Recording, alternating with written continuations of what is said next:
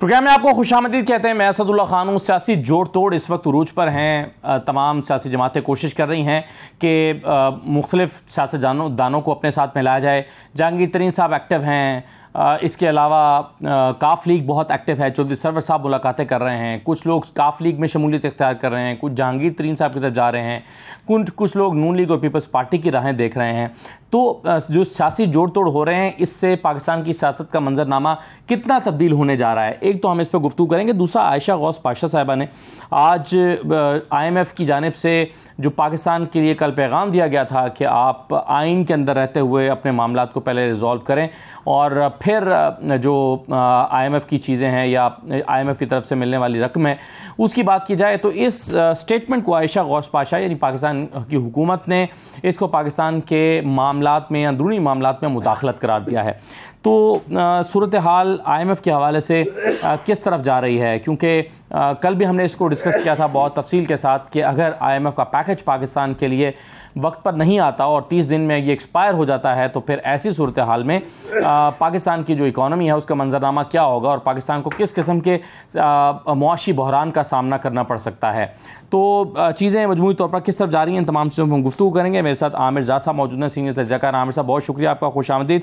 मुफ्ती किफ़ायतुल्लाह साहब हमारे साथ स्टूडियो में मौजूद हैं। मुफ्ती साहब बहुत शुक्रिया, आपको भी खुशामदीद कहते हैं। JUI के रहनुमा हैं। और बैरिस्टर दानियल चौधरी साहब हमारे साथ मौजूद हैं, नून लीग के रहनुमा हैं। तमाम मेहमानों को खुशामदीद। सबसे पहले मुफ्ती साहब, इस जोड़ तोड़ की हम बात कर रहे थे। तमाम लोग कोशिश कर रहे हैं कि जो इस वक्त पाकिस्तान में क्रेडिबल जो पॉलिटिशियंस हैं, जो तहरीक इंसाफ से निकले हैं, उनको हम अपने पास अपनी सियासी जमात में शामिल करें, उनको इनवाइट करें, दावत दें। मौलाना फजल रहमान इस जोड़ तोड़ के अहम मौके पर कहाँ गायब हैं, वो नज़र नहीं आ रहे। बिस्मिल्लाहिर्रहमानिर्रहीम। सबसे पहले आपने इसकी बुनियाद को देखना है ना। बहुत सारे लोगों की तवक्कुआत जुड़ी हुई थी इमरान खान से, और वो इमरान खान को इस सूरत हाल का निजात दहिंदा समझते थे, बहुत ज़्यादा मोहब्बत भी करते थे। लेकिन 9 मई को एक वाक़या नहीं हुआ, एक हादसा हो गया जहाँ पर लोगों के अरमान का कत्ल हो गया, उनकी ख्वाहिशात ख़त्म हो गई, और वो ये सोचने पर मजबूर है कि अब इमरान खान के साथ जाया जाए या ना जाया जाए। वो लोग जो मुल्क के साथ मुहिब वतन हैं, तो वो मुल्क के बाउंड्रीज़ के अंदर सियासत करना चाहते हैं और इख्तिलाफ भी करते हैं, वो हुस्न होता है। लेकिन कोई चीज़ ऐसी होती है कि जहाँ आपको हाथ नहीं लगाना, यानी आप दरवाज़ा खोलो, खिड़की खोलो, लेकिन रोशनदान तो आप हाथ नहीं पहुँच सकता, तो वहाँ आप हाथ न पहुँचाएँ। वो कौन से मौक़े हैं? जब मज़हब की बात आ जाए या मुल्क की बात आ जाए, ठीक है। इसकी तरजीह में आप ऊपर नीचे कर सकते हैं, लेकिन ये 2 अहम मौज़ूआत हैं, ठीक है। वहाँ पर फिर आपको सियासी वाबस्तगियों के बारे में गौर करना होगा कि मैं ठीक चल रहा हूँ या गलत चल रहा हूँ। सही।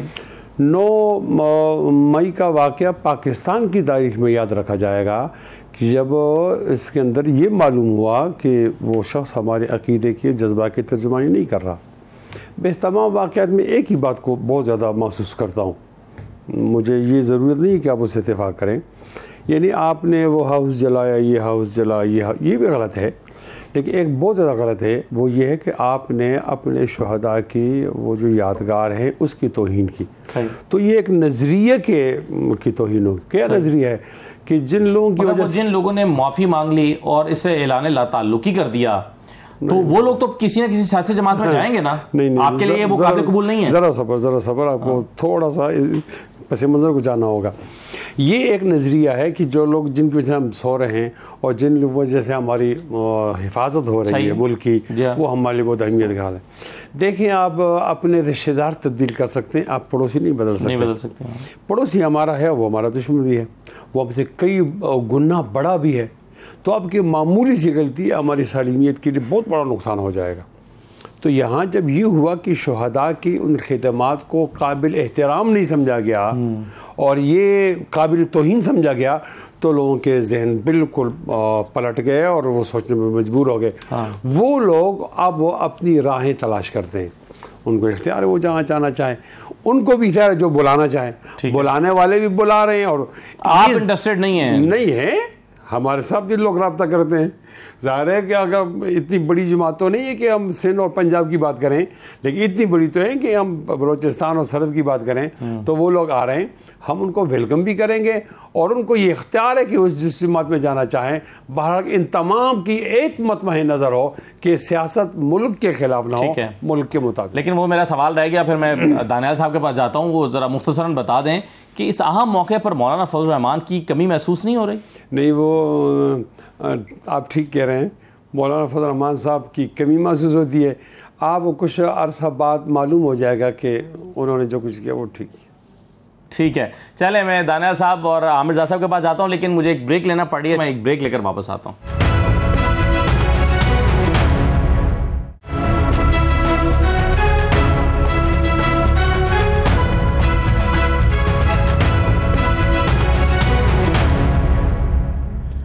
दोबारा आपको खुशामदीद कहते हैं। चलिए, एक अच्छी खबर आई कि पेट्रोलियम मसनूआत की कीमतों में कुछ कमी वाक़ हुई है, इससे थोड़ा सा रिलीफ मिलेगा आवाम को, कुछ महंगाई में शायद थोड़ी कमी वाक़ होगी, इस पर हम आगे जाके बात करते हैं। लेकिन जिस मौजू पर हम पहले बात कर रहे थे, उस पर गुफ्तगू को आगे बढ़ाते हैं।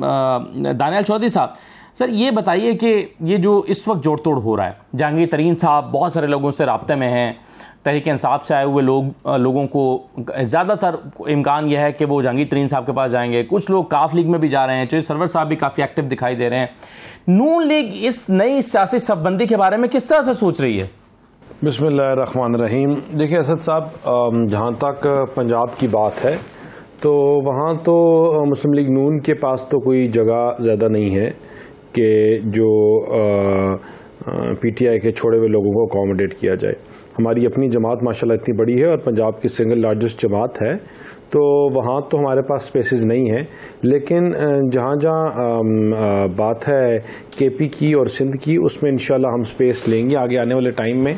और आप देखेंगे कि पाकिस्तान मुस्लिम लीग नून के साथ काफ़ी अच्छे जो कैंडिडेट्स हैं, जो इलेक्टेबल्स जिनको हम कहते हैं, जो PTI छोड़े हैं, वो शामिल करेंगे और शामिल होंगे। और जहाँ तक ये आजकल की जोड़ तोड़ है, आई थिंक कि इनकी उन जमातों में ज़्यादा ज़रूरत है, ख़ास तौर पे हमारे जो PDM का हिस्सा हैं, जो पंजाब में थोड़े कमज़ोर हैं और पंजाब में उतनी उनकी वोटें या उतने इलेक्टेबल्स या इतनी सपोर्टर्स नहीं हैं, तो शायद ये उन पार्टियों में ज़्यादा ज्वाइन करें। और लेकिन इंशाल्लाह आगे आने वाले टाइम में एक चीज़ बड़ी क्लियर है कि पाकिस्तान की आवाम ने, पाकिस्तान के इलेक्टेबल्स ने और पाकिस्तान के पावर कॉरिडोर्स ने इमरान खान की जलाओ गहराओ, आग लगाने की, मुल्क को बंद करने की सियासत को खैराबाद कर दी है।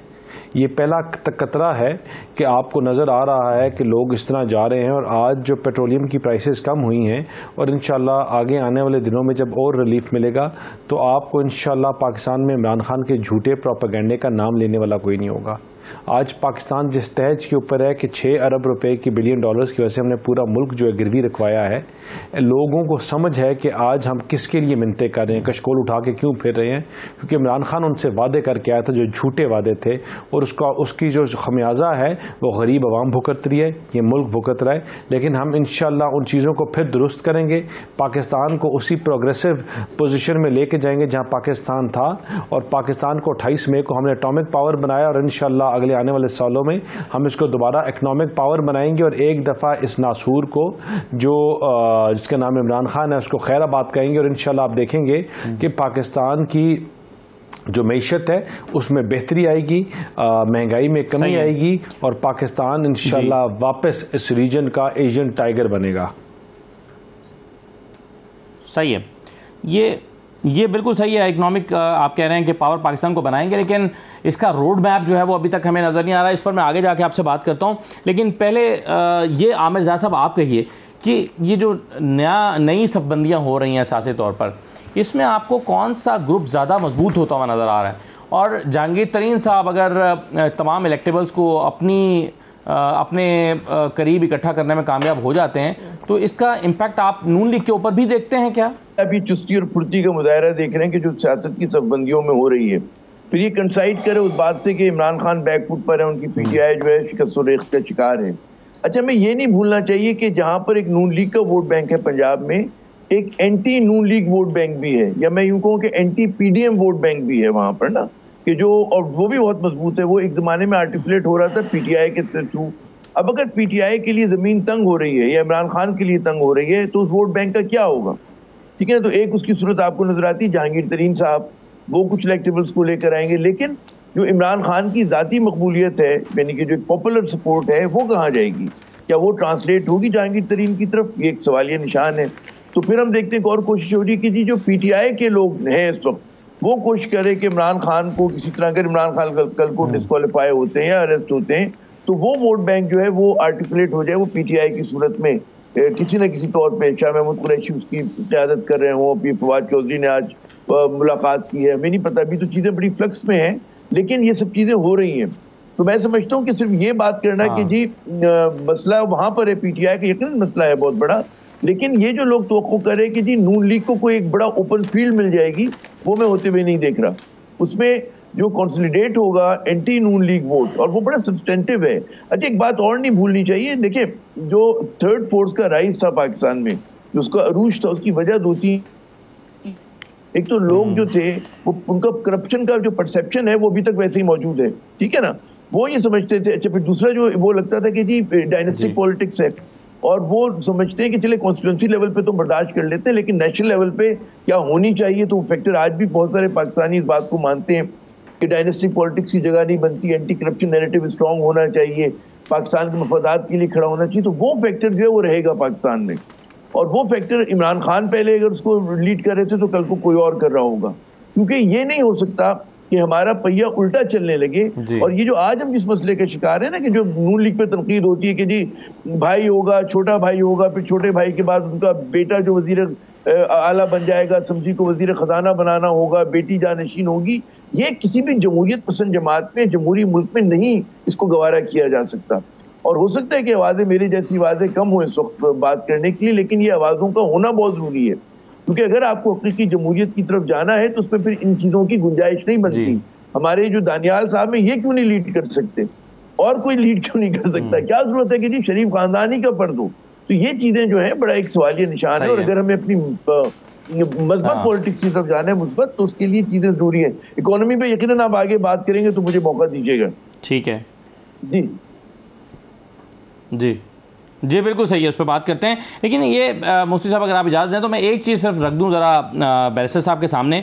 दाना साहब ये बताएं कि राना सनाउल्लाह साहब अक्सर ये कहा करते थे कि हम तहरीक इंसाफ मकबूल नहीं हुई पिछले 7-8 महीने में, बल्कि हम अपने मुश्किल फ़ैसलों की बायस जो है वो लोग हमसे कुछ नाराज़ हुए हैं कि हमने सख्त फ़ैसले किए हैं, और हमारी जो है वो महंगाई जो हुई है उसकी वजह से भी उनको नुकसान हुआ है। अब ये बताइए कि इस सारे सिनेरियो में, इस सारी सूरत हाल में लोगों का शिकवा या नाराज़ी जो महंगाई की वजह से नून लीग से या मौजूदा हुकूमत से पैदा हुआ है, वो इस सारे सिनेरियो में कैसे दूर हो जाएगा? शिकवा कैसे ख़त्म हो जाएगा? महंगाई तो बरकरार है, लोगों के ऊपर उसका इम्पैक्ट भी है। असद साहब, पहली जो चीज़ है कि एक चीज़ समझने की है कि हमारा वर्कर टूटा है इन तमाम चीज़ों से, या क्या हमारा वर्कर जो ख़राब हुआ है उसका बड़ा क्लियर आंसर है कि नहीं, हमारा वर्कर उसी तरह इंटैक्ट है जिस तरह पहले था। और वो इसलिए क्योंकि हमारा वर्कर को समझ है कि अगर हम ये मुल्क को इस मुश्किल वक्त पे ना लेते तो ये मुल्क डिफ़ॉल्ट था। आज हम जो अपने इस मुल्क को, आज ही हमने अपने कांटों की सेज अपने पल्ले ली, वो इसलिए क्योंकि हम मुल्क को डिफ़ॉल्ट से बचाना चाहते थे, और वो हमने इंशाअल्लाह के शुक्र से सक्सेसफुली किया, और इंशाअल्लाह आगे आने वाले दिनों में और करेंगे। हम वो जमात हैं, ये भी लोग समझते हैं, लोगों को पता है कि जिसने पाकिस्तान को मोटरवेज दिए, और वो मोटरवे इसलिए नहीं दिए कि आप और मैं अपनी चाची, मामी, फूफी के घर जा सकें, वो मोटरवे इसलिए दिए कि हमने वापस जो ग्रैंड ट्रंक रोड से लेकर जो सिल्क रूट्स थे उनको वापस तामीर किया। हमने उस वक्त पाकिस्तान की ग्रेटर इकॉनमी का वादा किया जब दुनिया इस रीजन में किसी को पता भी नहीं था। हमने अफगानिस्तान ने बनना था, अफगानिस्तान ने तरक्की करनी थी, पाकिस्तान ने मियां नवाज शरीफ के विजन के ऊपर उस वक्त हमने कॉन्ट्रैक्ट साइन किया कि हम पर ट्रक $100 इंडिया से लेंगे जो अफगानिस्तान में जाएगा, सरिये का, सीमेंट का, आलू का, चीनी का, पत्ती का, और हमने 10,000 कंटेनर्स का कॉन्ट्रैक्ट किया। वो लाखों करोड़ों डॉलर पाकिस्तान को आने थे। लेकिन हमसे कोई सवाल करेगा 8 महीने पुराना, तो ये कहानी यहां से शुरू नहीं होती, ये कहानी वहां से शुरू होती है जहां से हमें छोड़ के गए थे। ये कहानी वहां से शुरू होती है जहां 28 मई को हमने धमाके किए थे। ये कहानी वहां से शुरू होती है जब हमने पाकिस्तान को प्रोग्रेसिव प्लेटफॉर्म में डाला, और फिर उसके बाद हमें उठा के घर से बाहर फेंका गया। हम पाकिस्तान की मकबूल तरीन जमात थे और हमें आपने मजबूर कर दिया कि हम अपने हलकों में महदूद हो गए। हमने 2-2 घंटे अदालतों में बैठ के सजाएं काटी और हमने जलाओ गिराओ की बात नहीं की। हमने अपनी बेटियों को, माओ के ऊपर FIR कटवा दी, लेकिन हमने अपने इंस्टॉलेशंस के ऊपर किसी को हमला करने का नहीं कहा। ये कहानी वहां से शुरू होगी जहां से छोड़ के गए, और इंशाल्लाह जो हमारा वोटर और सपोर्टर है वो इस चीज को समझता है कि पाकिस्तान को हम वापस वहां ही लेके जाएंगे, उन्हीं बुलंदियों में, उन्हीं जगहों पे जहां हमने इसको छोड़ा था। ये तरक्की की राह, ये जो पहिया है दोबारा चलेगा, और इंशाल्लाह आप देखेंगे कि अगर हमें मौका मिला, टाइम मिला, तो हम इंशाल्लाह पाकिस्तान को उसी पीक पे लेके जाएंगे। और जो आज पाकिस्तान की आवाम है वो समझ रही है कि जो बंदा अपने मुल्क की अपनी सवाल पैदा ये होता है ना, इंस्टॉलेशन के ऊपर हमला कराए वो कभी मुहिब वतन नहीं हो सकता। और आज लोग इनसे जोक दर जोक छोड़ के भाग रहे हैं। ठीक है, बिल्कुल सही है। मगर सूरत हाल मुफ्ती साहब ये है कि देखिए, उससे पहले तो इलेक्शन आने ना, आप सब सियासी जमातें दावा करेंगी कि जी हम इक़्तिदार में आकर ये करेंगे, लेकिन ये बात तो है ना कि मुश्किल फ़ैसले करने पड़े, जिस भी वजह से करने पड़े, और उसके नतीजे में लोग महंगाई की वजह से इस वक्त बहुत परेशान हैं। जब PDM में शामिल जमातें या हुकूमत में शामिल जमातें आवाम के पास जाएंगी वोट मांगने के लिए, क्या उनको इस चैलेंज का सामना नहीं करना पड़ेगा कि बहुत महंगाई है और आपकी पॉलिसीज़ हमारे काम ना आ सकें? क्या JUI हो या बाकी जमातें हों, उनके लिए ये प्रेशर नहीं है इस वक्त? देखें, एक हकीकी सियासत होती है और एक मसनूई। मसनूई सियासत ये होती है कि आप मसनूई मकबूलियत पैदा करें और लोगों को मुतवज्जह करें, और हकीकी सियासत ये होती है कि आप ठोस फैसला करें, बेशक आपकी मकबूलियत पर हर्फ आ जाए और उसकी सतह कम हो जाए। कभी तो ऐसा था ना कि मरार GT पाकिस्तान के मीनार पर आकर हमारे वो मईशत का एतराफ़ करता था, और कभी ऐसा है। हमें एक तसलसल कायम रखना पड़ता है। मैंने गालिबन पिछले एक टॉक शो में कहा था कि एक होटल पे लिखा हुआ था कि आप खाना खाएं, आप फिक्र न करें बिल अदा करने की, आपका पोता अदा करेगा। तो किसी ने अच्छा खाया होगा। जब वो जा रहा था तो उसने कहा भाई आपने बिल नहीं दिया। कहा आपने लिखा है कि बड़ा लिखा है कि पोता देगा। उसने कहा ठीक है, आपका तो पोता देगा, लेकिन आपके दादा ने जो खाया है वो तो आप दे। यहाँ तो हमें दादा का बिल देना पड़ता है। हो सकता है IMF हमारी तरजीह न हो, लेकिन हमें तो वो तसलसल कायम रखना पड़ता है जो जनाब इमरान खान दामद बरकातुहू छोड़ कर गए हैं। देखिए, जब कोई आदमी तजिया करे ना तो उसको उस वक्त से देखे जब मियाँ नवाज शरीफ, खाकान की बात नहीं कर रहा, शायद खाकान अब्बासी की नहीं, शायद खाकान की नहीं, मियाँ नवाज शरीफ की बात। मियाँ नवाज शरीफ के बाद उस वक्त क्या था 2017 में, 2017 के अंदर क्या था, डॉलर कैसा था और महंगाई क्या पोजीशन। फिर एक साजिश हुई, अंदरूनी क़ुव्वतें बैरूनी साजिश से मिल हुई, और एक पानामा पेपर तैयार किया गया जिसमें शर्म की बात है कि इस बात पर वज़ीर आज़म को नाहिल किया गया कि आप अपने बेटे से तनख्वाह क्यों नहीं लेते। यानी चोरी तो साबित नहीं हुई। खुद अतर मिन अल्लाह ने कहा कि भाई आपने इतनी बड़ी सज़ा दी, वो उनका गुनाह क्या है? तो गुनाह तो नहीं देखो, वो तो बाद में आपको बताएंगे कौन, नए बोले बताएंगे। हिस्ट्री होगी ना, नहीं हिस्ट्री नहीं हुई। यहाँ से मईशत खराब हुई। मुझे अपना चोर मालूम करना चाहिए। मेरा चोर इधर बैठा हुआ है जिसने नवाज शरीफ को कान से पकड़ कर बाहर गया। आप कह सकते हैं कि नवाज शरीफ बुज़दिल आदमी था और उसने लोगों को वहाँ तक नहीं उकसाया जिस तक उकसाया इमरान खान ने।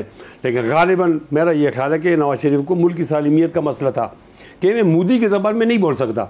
उन्होंने मुल्क की सालिमियत के लिए GT रोड पर लोगों को निकाला, लेकिन कोई आपके ख्याल में आज के वोटों के लिए असद ये बुनियाद है, इसको आप नजरअंदाज नहीं कर सकते। आपने यहाँ से लेना हमारी मस्जिद क्यों खराब हुई? इस साजिश से, इस प्रोजेक्ट से। ये तो बाद में इस प्रोजेक्ट के दो किरदार आपस में लड़ गए। हम तो दूसरी कुव्वतें तीसरी थी, आप बेनिफिशियरी हो गए। नहीं बेनिफिशियरी नहीं, कुदरती हो गए, लड़ने से किसी के नहीं, कुदरती तौर पे हो गए। हमने जोली के अंदर हमारा वो गिर गया, माल्टा गिर गया, तो हमने तो उठाना था, तीसरी कुव्वत उनको मिलती ना, हमने फिर मुश्किल फैसले किए। माल्टा खट्टा निकला है ना बाद में। नहीं, बहुत खूबसूरत सबक होता करो। अभी आप इसाक डार की बात सुनिए, अभी तो खट्टा लगा। हमने मुश्किल फैसले किए, अब हम रिवर्स कर रहे हैं। इसाक डार कहता है कि 8 रुपए डीजल कम हो गया, पेट्रोल कम हो गया। इट मीन हमने वापसी का सफर शुरू किया, आगे नहीं बढ़ेंगे, इधर आएंगे इंशाअल्लाह। पहले तो आप चोर को मालूम करो, चोर किधर, उसको छोड़ना नहीं है, वो वहां से मालूम होगा। और आज हम मईशत को ठीक करें, मीशत को ठीक कर रहे हैं, कोशिश कर रहे हैं, इसके लिए आपका ताउन चाहिए और हमारी हौसला अफजाई चाहिए। मीशत को आप ठीक कर रहे हैं, ये तो अभी मैं ज़रा वापस आके पूछता हूँ बाकी लोगों से भी, मगर ये मीशत तो आप रह गए 12 अगस्त में कितने दिन रह गए हैं? मतलब ये को 2-2.5 महीने रह गए। अब ये 2-2.5 महीने में तो आप शायद मैशत को ठीक ना कर सकें, लेकिन अब दोबारा इक़्तिदार में आने के लिए आपको ये लोगों के दिल जीतना होंगे जो महंगाई से परेशान है। ये वाला ये पुल कैसे अबूर होगा? अहले नज़र ज़ौक़ नज़र खूब है, लेकिन जो शेख की हकीकत को न समझे वो नजर क्या। बहुत गहरी बात है, बहुत गहरी बात है। ये गहरी बात इंशाअल्लाह आपको मालूम हो जाएगा कि यही आवाम आपको वाह करेगी और समझे कि मुश्किल हालात के अंदर जब कौमी सलामती का मसला पैदा हुआ, उन्होंने हुकूमत को उठाया और दुरुस्त किया, इतना किया कि अप्रोच के मुताबिक हो गया। और अब इंशाअल्लाह महंगाई वापस आएगी, और कब वापस आएगी? इलेक्शन से पहले पहले वापस आएगी। महंगाई वापस आएगी या महंगाई खत्म हो जाएगी? ठीक है, और डॉलर कीमतें वापस आ जाएंगी। चलिए, मुझे आमिर ज़ाद साहब ये कहिए कि ये जो आयशा गौस पाशा साहिबा ने अब कल IMF की स्टेटमेंट, और जो IMF की स्टेटमेंट थी ये भी अनप्रेसिडेंटेड है कि वो इशारा दे रहे हैं कि पहले आप इंतखाबात कराएं, आप आइनी तरीके से अपने मामलात को रिजॉल्व करें, अनकॉन्स्टिट्यूशनल जो एक्ट्स हुए हैं उसको ख़त्म करें और फिर आप आएँ IMF से डील करने के लिए। और माहिरीन का ख्याल यह है कि IMF से डील ना हुई, 9th रिव्यू ना हुआ और 30 जून से पहले जो अगली किस्त है IMF की वो ना आई तो डिफ़ॉल्ट भी कर सकते हैं। डिफ़ॉल्ट के ख़तरात बढ़ गए हैं। नून लीग अगरचे कह रही है कि जी हमने डिफ़ॉल्ट से मुल्क को बचा लिया, लेकिन अभी ये ख़तरात ख़त्म नहीं हुए। तो ये बताइए कि ये जो आज IMF को हमने कह दिया कि जी ये हमारे अंदरूनी मामला है, इसमें आप मुदाखलत ना करें, इसके भी क्या कॉन्सिक्वेंसेज होंगे, क्या देख रहे हैं आप? देखिए, पहली बात हुई कि IMF के उस पर ताज्जुब नहीं होना चाहिए, क्योंकि मईशत को ठीक करने की जो पहली शर्त होती है, पहला कदम होता है, वो सियासी इस्तेकाम होता है। कोई भी मल्टीलैटरल आपका लेंडर या बायलैटरल लेंडर वो ऐसी हुकूमत के साथ निगोशिएट करते हुए या उसके साथ कोई मतलब है मुआहिदा करते हुए घबराएगा कि जिसके मुस्तकबिल का ना पता हो, या ये उसको कमिटमेंट ना मिल रहा हो कि जो आज मैं मुआहिदा कर रहा हूँ उनसे, इस हुकूमत से, वो कल को कैरी फॉरवर्ड होगा या नहीं होगा। तो ये जो तशवीश है, उन्होंने कोई ऐसी बात नहीं की। लेकिन अगर कोई आपको आपका दोस्त कह रहा है, चीन ने भी ये बात कही और IMF भी ये कह रहे हैं कि जी आइन पे अमल करें, तो अगर आप आइन पे अमल करें तो ये तो कोई मुदाखलत नहीं हुई। हाँ, अगर आप आइन पे अमल नहीं कर रहे तो आपको तकलीफ होनी चाहिए, जो मेरे ख्याल में हमें नजर आई है थोड़ा सा होते हुए। वरना ये कोई मुदाखलत तो ये होती है ना कि आपके उसमें किसी पोलिटिकल पार्टी को सपोर्ट कर रहे हैं। यहाँ तो सब कहते हैं जी आइन पे अमल होना चाहिए और कानून पे अमल होना चाहिए, तो IMF ने ऐसी कोई बात नहीं की। लेकिन उस पर जो रद्द-ए-अमल आया वो मुझे बड़ा वो लग रहा है। पहली बात ये कि आप जो है IMF से कर्जा मांग रहे हैं और उसके फिर आप जो इसाक डार का मुझे पहले मैं बयान वो डिस्कस करें, वो कहते हैं जी IMF कौन होता है कि मैं बताया कि एक्सचेंज रेट क्या होगा। तो भाई IMF ये नहीं कह रहे कि एक्सचेंज रेट क्या होगा, IMF कह रहे कि जी एक्सचेंज रेट जो है आपकी रियल इकोनॉमी को रिफ्लेक्ट कर रहा हो, उसमें ये फर्क ना हो कि इंटरबैंक मार्केट और ओपन मार्केट में 30 रुपए का डिफरेंस ना आ रहा हो। IMF आपसे ये कह रहे हैं, जो कि मार्केट डिटरमिन करेगी आपको उसको ना। अच्छा, उसकी वजह से जब इतना फर्क आ जाता है तो आपकी ब्लैक मार्केट पैदा हो जाती है, क्योंकि हो चुकी थी इस मुल्क में, और लोग बजाय लीगल जराओं के फिर वो हुंडी या ब्लैक मार्केट के जरिए जो है डॉलर या दीगर जो फॉरेन करेंसीज लेकर आ रहे हैं। तो यहाँ पर फिर मुझे हैरत होती है कि आप इसाक डार साहब कहते हैं मैं सबसे तजुर्बेकार वजीर खजाना हूँ, आपका लबो लहजा जो IMF के हवाले से वो आपका मतलब है निगोशिएट करने वाला नहीं है। इसका मतलब है कि आप लोगों ने ऑफ द टेबल कर दिया है उसको, मुआहिदे को। और IMF को मुआहिदा हमारे लिए क्यों जरूरी है? इसलिए जरूरी है कि वो अनलॉक करेगा दूसरे जो मल्टीलैटरल के फंड हैं और बायलैटरल फंड्स को हमारे लिए। आपको कहते हैं कि जी प्लान बी, आपके पास कोई प्लान बी नहीं है।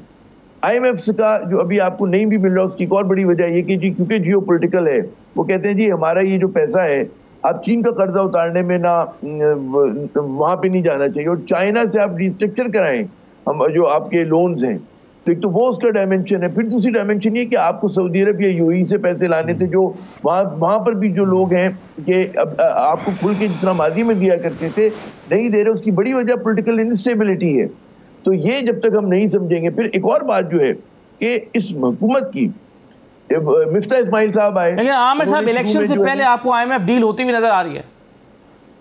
मुझे देखिए, डील या नो डील, मुझे मईशत संभलती हुई नजर नहीं आ रही, वो मुझे रिलीफ नजर नहीं आ रहा है। ये जो भी इन्होंने 5 रुपए की 10 रुपए की बात की, हो सकता है देखिए वर्ल्ड कमोडिटी प्राइसेस गिरे हैं, पाम ऑयल की प्राइस गिरी है, स्टील की प्राइस गिरी है, पेट्रोलियम प्रोडक्ट्स की प्राइस गिरी है, तो यकीनन आप थोड़ा बहुत तो उसका फायदा होगा।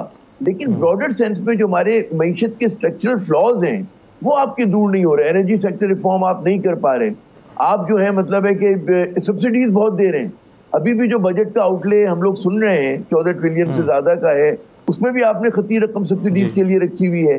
उसके अंदर जनाब आपको ये पता होना चाहिए कि जो आपने तो वो मांग लिया ना मुसविदा, बजट का मुसविदा IMF ने मांग लिया है और प्राइम मिनिस्टर ने कह भी दिया है इसाक डार साहब कि आप ये मुसविदा दें, और उनको शायद अब तक दे भी दिया गया होगा। लेकिन दानियाल चौधरी साहब, ये जो डील है IMF के साथ,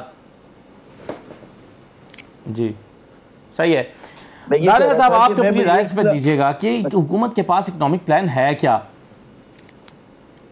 आमिर जाद साहब आपकी आवाज ठीक नहीं आ रही मुझे। साहब देखिए, मैंने आमिर जाद साहब की कुछ बातें सुनी है और आमिर जाद साहब की कुछ बातें सुनी है और मैं अगर इसके ऊपर कमेंट करूं, देखिए पहली चीज जो आपने बात की सब्सिडी की, देखिए पाकिस्तान आज एक बड़े मुश्किल टाइम से गुजर रहा है। यहाँ हम सब्सिडी नहीं दे रहे, जिसको सब्सिडी कह रहे हैं, ये वो लोग जो 1/3 of the country was under water, हम क्यों भूल रहे हैं, कुछ महीने पहले तक जहाँ सैलाब आए थे, जहाँ बुरा हाल हुआ था, उनको रिहेबिलिटेट करना है, उनके लिए आपने पैसे मुख्तस करने हैं, आपने उनको देना है। वो पैसे हम कहां से लाएंगे? उनको आपने बजट से ही देने हैं, यहां से देने हैं। एक तो वो पैसे जिसके सब्सिडी शायद कह रहे हैं, दूसरी बात है IMF की। देखिए IMF कौन सा हमें को $100 बिलियन दे रहा है, या IMF हमें $10 बिलियन दे रहा है।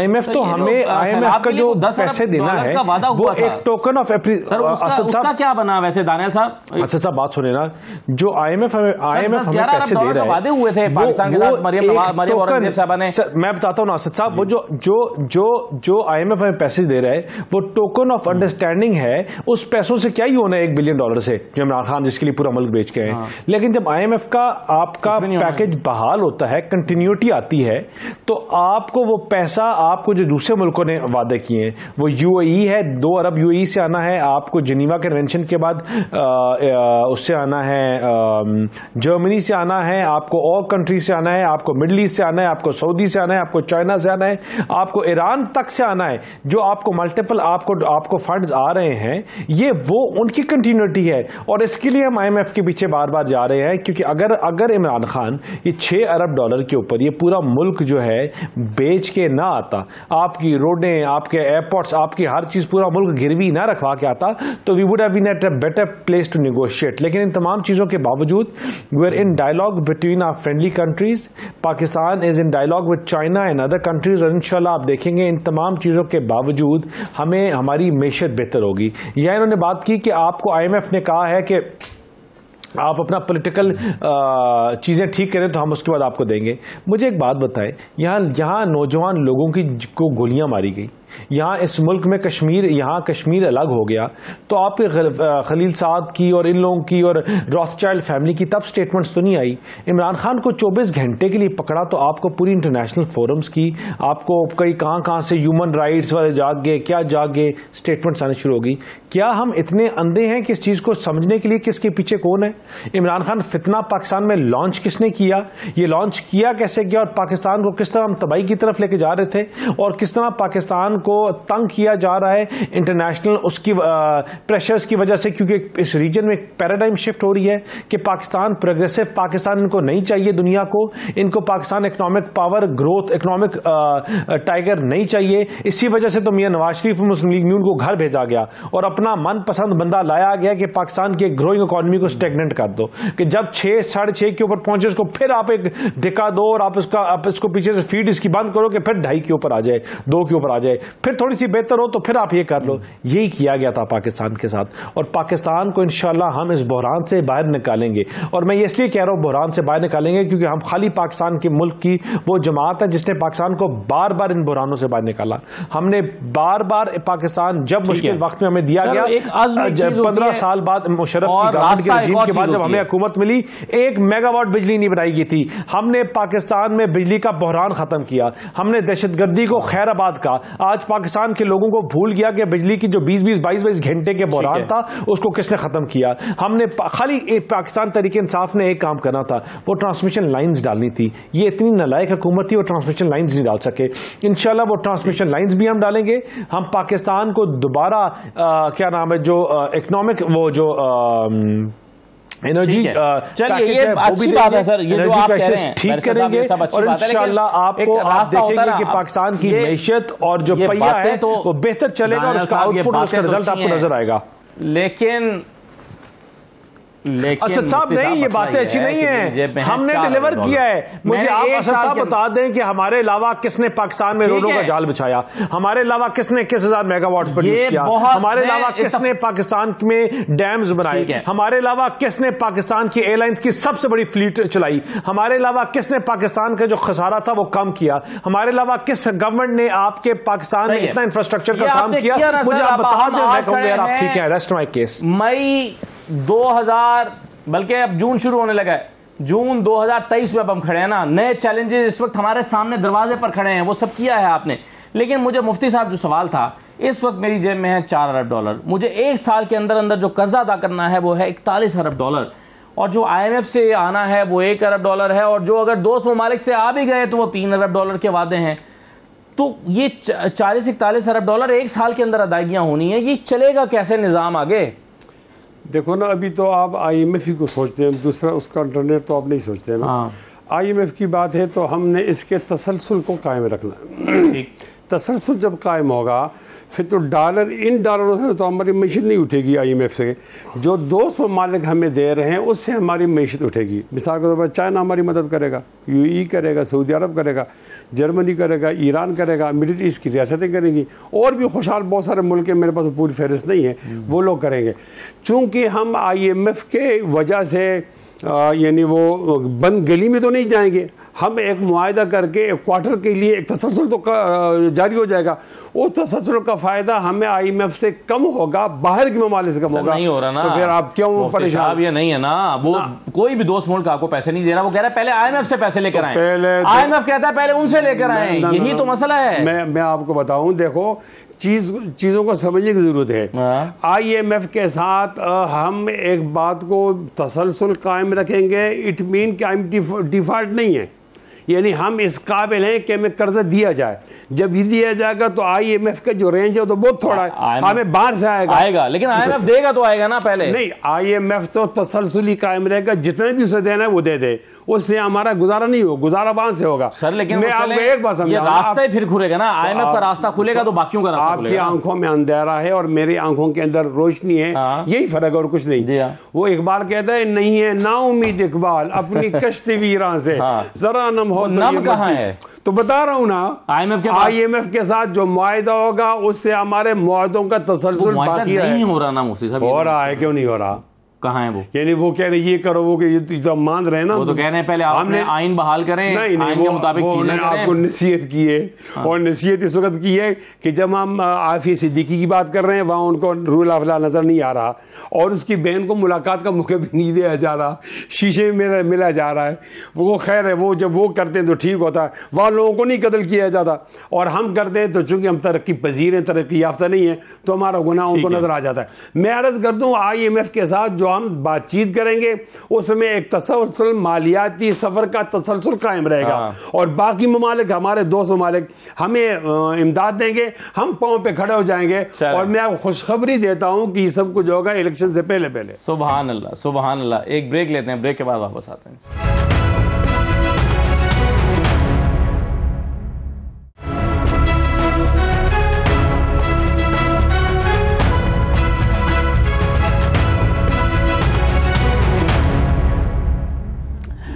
दोबारा आपको खुशामदीद कहते हैं प्रोग्राम में। आमिर ज़ा साहब, ये बताइए कि काफ लीग भी एक ऑल पार्टीज कॉन्फ्रेंस बुलाना चाहती है। पिछले दिनों एक पहले भी एक ऑल पार्टीज कॉन्फ्रेंस हुई है जो ANP ने गालिबन की थी। अब आप इसको इस मौजूदा हालात में कितना अहम समझ रहे हैं और इसके मौज़ूआत क्या होने चाहिए? अभी हम इकॉनमी की बात कर रहे हैं, पॉलिटिकल क्राइसिस भी है, कॉन्स्टिट्यूशनल क्राइसिस भी है। आप ये अगर ये कॉन्फ्रेंस शायद आज इसका कोई ऐलान बाज़ाब्ता तौर पर हो जाए, कैसे देख रहे हैं, इसकी क्या अहमियत देखते हैं? कि पहली बात हुई कि अगर आपके मुल्क में पार्लिमानी जमहूरियत है तो हर जो कहते हैं ना बड़ा मसला है वो पार्लियामेंट में डिस्कस होना चाहिए।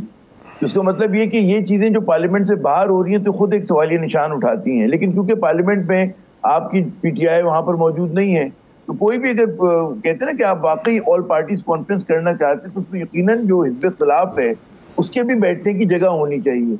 एजेंडा क्या होना चाहिए? एजेंडा बड़ा वाज़ेह है कि मुल्क में सियासी इस्तेहकाम कैसे आए, इंतखाबात की तरफ कैसे बढ़ा जाए, और उससे बड़ा फिर जो हकीकी मसला है कि जब आप ये दो काम कर लेंगे, जो कि पहला कदम होगा, आप मईशत के रिफॉर्म्स कैसे करेंगे। मईशत को जो फिक्स करना है इतना आसान नहीं जितना हम लोग समझ रहे हैं, उसके लिए बड़ा हमें आजमाइश से गुजरना पड़ेगा, क्योंकि हमारी मईशत की हालत इतनी दिगरगू हो गई है। पहले 9 माह की अगर आप फिगर देखें, जो कि हुकूमत के फिगर्स हैं, जितना आपने रेवेन्यू कलेक्ट किया था उसका 55.5% आपने डेट सर्विसिंग में दे दिया, बाकी आप एनएफसी में दे देते हैं, यानी कि 56.5-6% के करीब ना। उसके बाद तो आप माइनस में चले गए इन दो उसको करने के बाद, अकाउंट्स में देने के बाद। फिर आपकी फेडरल गवर्नमेंट, आपका तरक्याती बजट और आपका डिफेंस बजट, वो कहते हैं ना, कर्जों पे चल रहा होता है, मांगे तांगे पे चल रहा होता है। बैग और बोरोइंग जो होती है, बैगिंग और बोरोइंग जो है, वो कोई पॉलिसी नहीं होती है।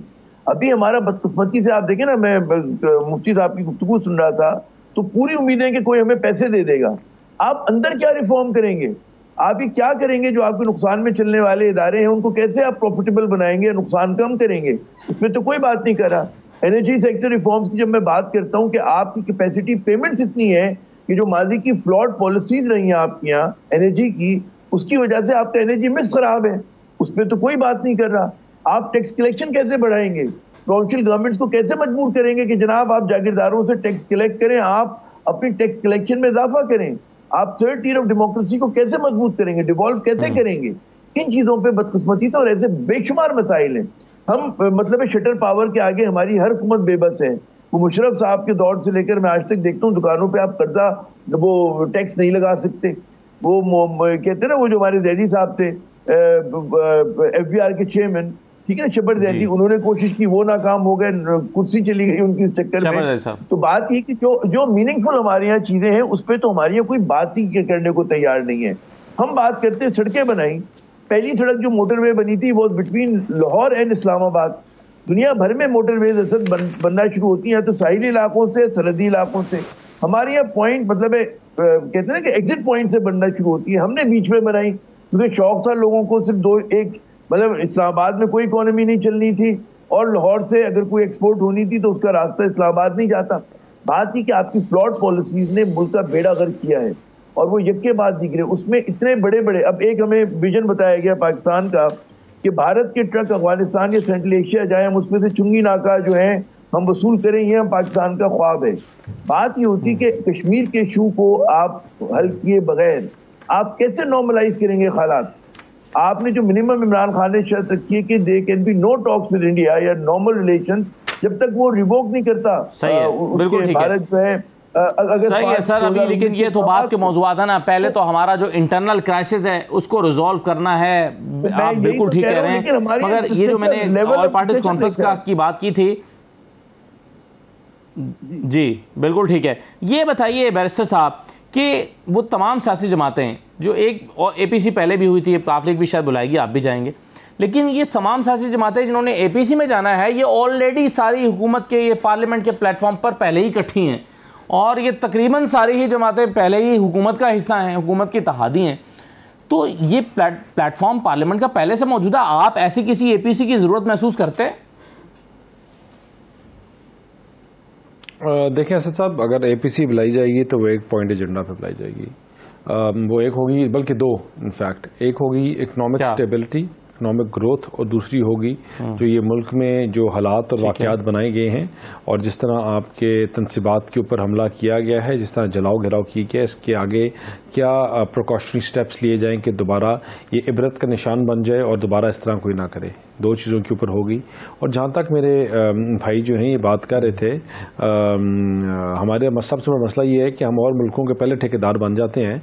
हमारा तो अपना देखें, हम अपने मुल्क को सबसे, हमारे जो तज्जियाकार हैं जितने भी, अगर हम अपनी पॉलिसीज़ को हम अपने अच्छे से भी बुरा निकालते हैं, ये तो हमारा एक वतीरा बन गया है, ठीक है ना, कि पाकिस्तान, मैंने फिर मेरा सवाल का जवाब, मेरा जो मैं बात में कर रहा था कि हमने प्रोग्रेसिव पाकिस्तान बनाया। आप हमें बताएं ना कि आप अभी भी पता क्या बात कर रहे हैं जो हमारे मुखालिफ भी हैं कि आपने अच्छे में ये बुरा किया, आप ये बताएं कि हमने बुरा नहीं किया। हमारे अच्छे में बुरा जब निकाल रहे हो तो आप यही कर रहे हो कि हमने कुछ किया तो there is something we left for the country to criticise.